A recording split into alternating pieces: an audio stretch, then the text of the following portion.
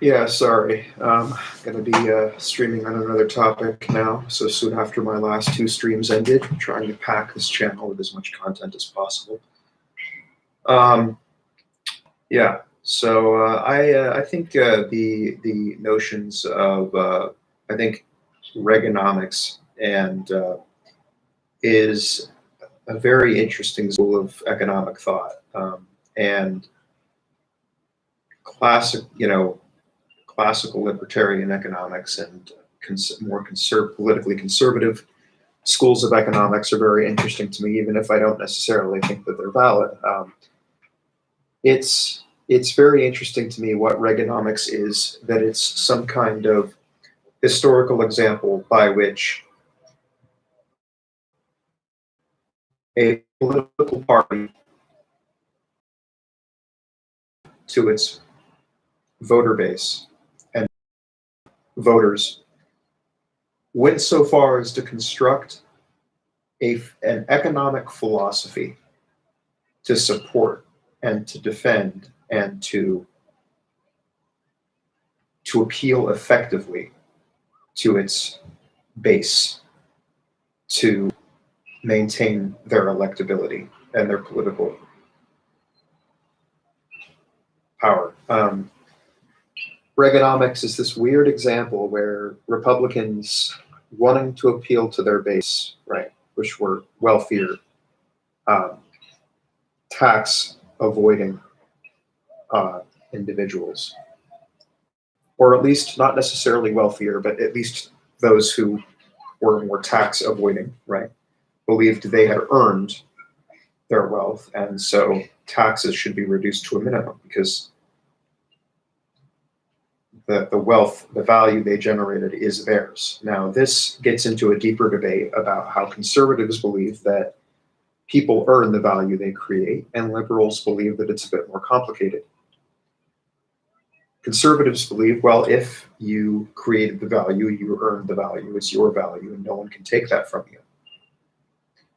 Liberals believe it's somewhat more complicated in the sense that it's not necessarily just that you earn the value that you created, it's also certainly possible that you were simply privileged in some way. So while conservatives tend to take the view that the value that I create is value that I earned, liberals are more inclined to take the position that it may not be that you earned the value you created. It could have been something that your actions went about producing, but ultimately was the result not of your work ethic, but your privilege. And so liberals tend to recognize that the value we create and the wealth, the measurable capital and the wealth that we accumulate is not always the result of our efforts, but the result of our privilege. Whereas a lot of more conservative thinkers and feelers want to believe that wealth, that value generated and wealth generated is wealth earned, and thus taxation should be reduced to an absolute minimum. Reaganomics grows out of that feeling, and it was and it's the idea that high income bracket earners and wealth generators produce value not only for themselves but for the working class, that without them there would be no employment, that they create the conditions necessary that lower unemployment, they provide jobs, and they provide value. Hence, giving them more of their money back each year will trickle down because they create with that wealth opportunities for the lower classes. It's a very clever justification for low taxation. And it is not a justification for higher taxation on lower classes, but it is a justification for lower taxation on higher classes. And it's a very interesting economic philosophy to me. And it was essentially constructed as an attempt to appeal to a base in a sophisticated philosophical way, trickle-down economics. In reality, the money that the rich, or these that would be taxed less by the result of Reaganomics, get to keep each year, they probably just invest. It wouldn't really affect, yeah, sure, the investments would go on to help small or large companies continue to grow, and value would circulate. And there is some logic to it. It's not that trickle-down economics just, it's not stupid. As I said, it's a very clever way of justifying low taxation on the rich. And there is a certain amount of, it has a rhetorical force to it that is not so easy to argue against in a debate. But regardless, it's not a good idea. And from what I understand, it's not really held water. And it's a very theoretical proposition that this wealth that we put back into the hands of those that earn it will necessarily trickle down in all contexts and in a substantial way. One might be able to argue that an insubstantial trickling down is possible, but to say that this idea that value is, we're going to put it back in the hands of those that create it, and it's then going to end up in the pockets of those that need it, is to me idealistic. And it's proven to be too idealistic. And ultimately, the answer is, you want wealth to trickle down, then you tax the rich. Want wealth to trickle down? Tax the rich. Is that not a more effective way of getting wealth to trickle down? Is that not a less indirect way of getting wealth to trickle down? You want wealth to trickle down? Tax the rich, rather than not tax the rich and then expect it. So you really expect, I mean, how ludicrous, you expect the wealth to trickle down by not taxing the rich rather than taxing the rich? I don't get it.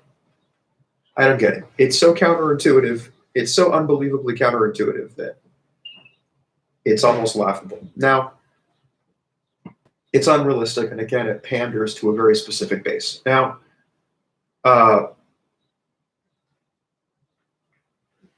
it's a cool rebuttal, though. You know, as an economic philosophy, it's a rebuttal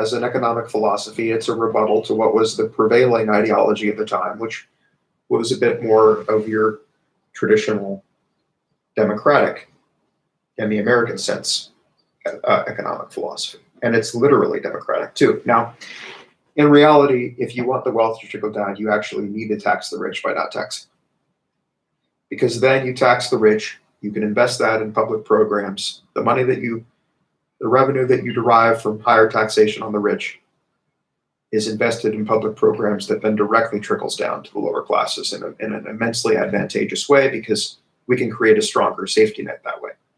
Stronger education system, stronger public services. And yet that isn't recognized, and wasn't at the time, and isn't by Republicans now. So because they fundamentally don't believe that these safety nets even produce value in the first place. So they regard those investments as waste. At least that's their feeling toward many social programs.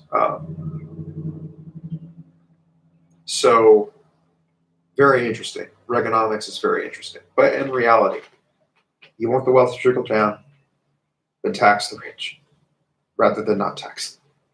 And use that revenue to invest in public programs that will directly serve and trickle down into the lower classes, the working classes, and help them live higher quality lives. And it may sound cheeky, but that's the more practical and logical solution, rather than expecting some sort of, and again, right, it's called trickle down economics for a reason, because it's only a trickle. You know, it only trickles down. It doesn't pour, it doesn't rain down. It trickles down. So is that trickle worth the unfairness produced by taxing the rich at an insufficient rate, or not taxing them at a level proportional to their income. And to me, there's a reason why not even Republicans advocate for trickle-down economics anymore. It's because it's a clearly fatuous and propagandistic idea. And it's an argument of the,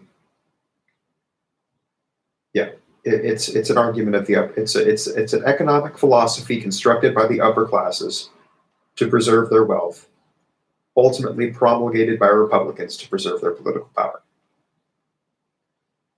And it's fascinating to me that this caught on, or that it even